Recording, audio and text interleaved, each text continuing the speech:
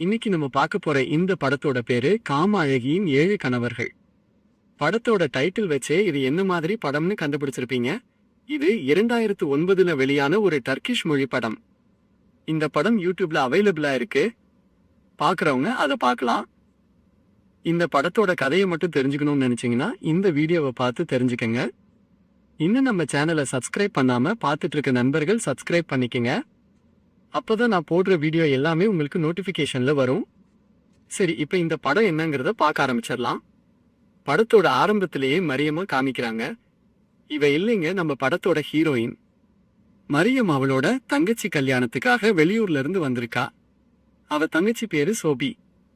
அந்த அழகான சோஃபி தான் நம்ம படத்தோட ஹீரோயின். இன்னைக்குதான் சோஃபிக்கு கல்யாணம். புருஷன் பாத்தீங்கன்னா ஒரு வயசான கிழவன். இது வரைக்கும் 5 கல்யாணம் பண்ணிருக்க. உன்னோட 5 புருஷன்களுக்குமே இது தெரியாம எப்படி பாத்துக்கிற அப்படின்னு மரியம் அப்பாவியா கேள்வி கேட்கிறா. அக்காவோட கேள்வியை கேட்டு சிரிச்ச சோஃபி எப்படி அவ 5 புருஷங்களையும் டீல் பண்றா அப்படிங்கறத சொல்ல ஆரம்பிக்கிறா. சோஃபியோட முதல் புருஷன் ஒரு பார்பர். வாரத்துல செவ்வாய்க்கிழமை ஒரு நாள் மட்டும்தான் அவன் வீட்டுக்கு இவ போவா.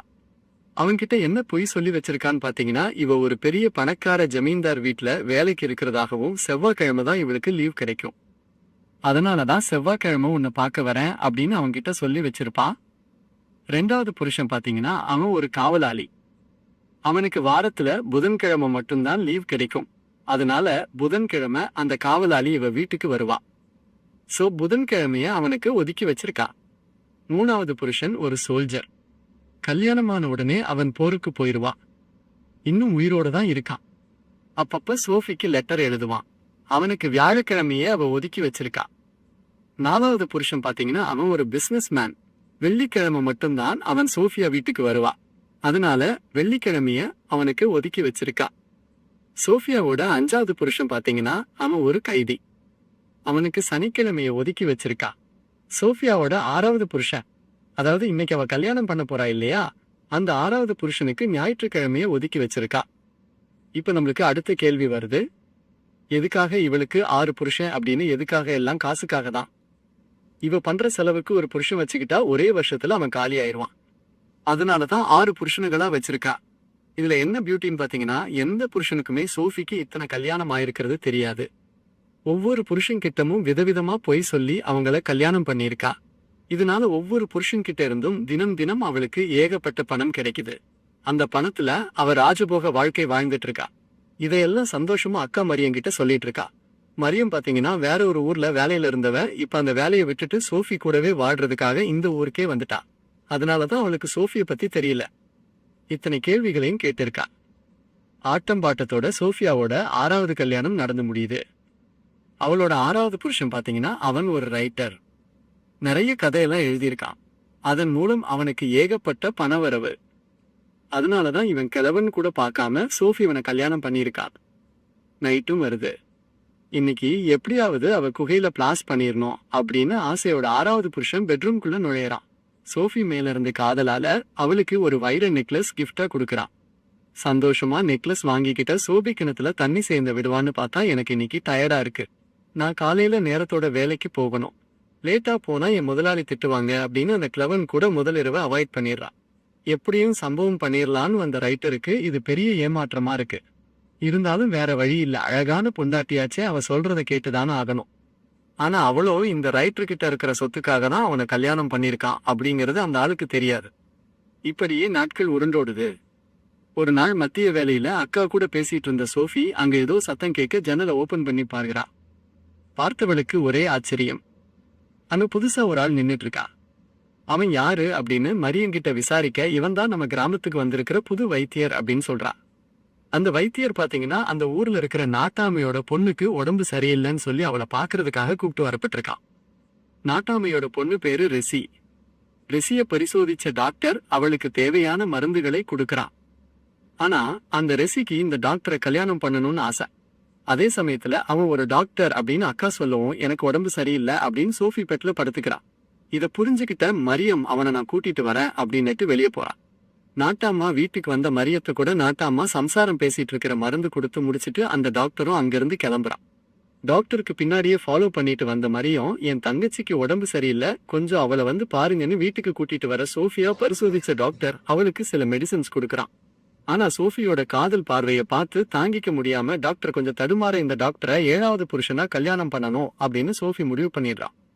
டாக்டருக்கும் சோஃபியா ரொம்ப பிடிச்சதால நானும் எங்க அம்மா அப்பா கூட பேசுறேன் அப்படின்னு உறுதி அளிக்கிறான்.